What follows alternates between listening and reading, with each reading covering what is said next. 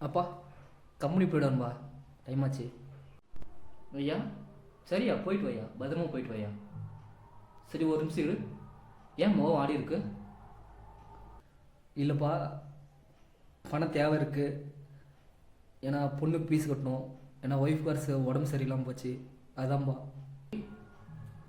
சரி அப்பா கிட்ட கேட்க வேண்டியதானே? அப்பா நான் இருக்கல.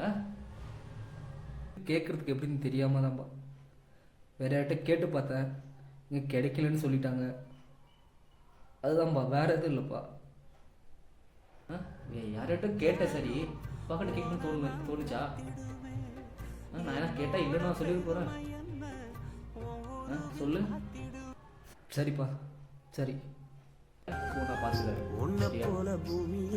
சின்ன ஒரு விஷயம் நான் பார்த்துக்கிறேன்.